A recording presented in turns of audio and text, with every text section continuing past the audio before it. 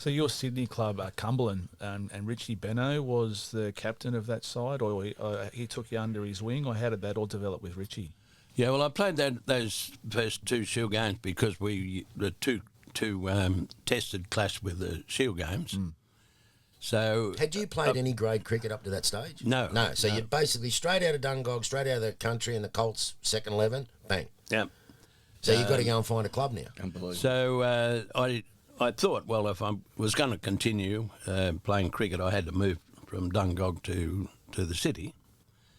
And Cheggy again recommended that I should go to Cumberland because Richie was the captain of that particular. Now, but in the Cumberland Cricket Club's now the Parramatta Cricket Club, but its original name was Cumberland, yeah. And, they changed the year after I retired from Cumberland to Parramatta. Yep.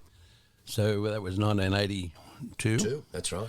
And Richie was still playing, and he said he'd look after me. Well, my father died not long after I'd moved to Sydney, and Richie did become my second father in many ways. He said, here's my phone number. I don't want you to do anything or sign anything unless you ring me. Wow. And so, where was he in his career? He was already played for Australia, captaining Australia? Richie was just about coming towards the end of his career. Right. But he's still playing club cricket.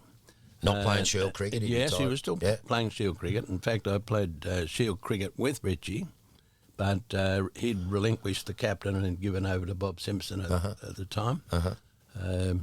So that must have been a moment for you playing with Richie. Oh, well, absolutely, in club cricket and state cricket. I reckon. Let me ask you this question. How good was he? Richie was, he was fantastic. I mean, up until Shane Warne come along, he was certainly the best leg spin bowler that had probably that I'd ever seen anyway. And could bat, and could catch, and was a great captain. He was he knew.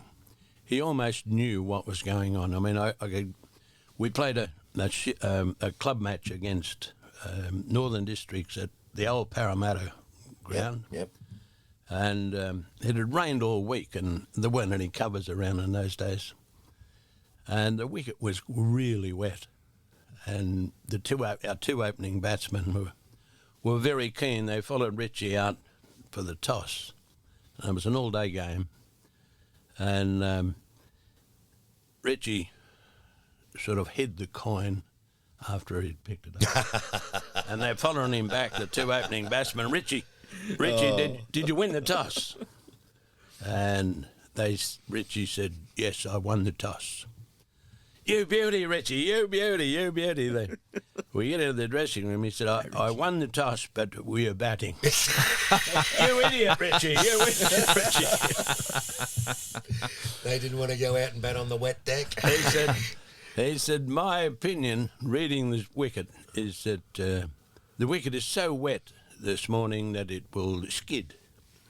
But this afternoon, when it starts to dry out, it will pop. Yeah. So we were knocked over for 48. All out. All out for 48. Did a bit of skidding.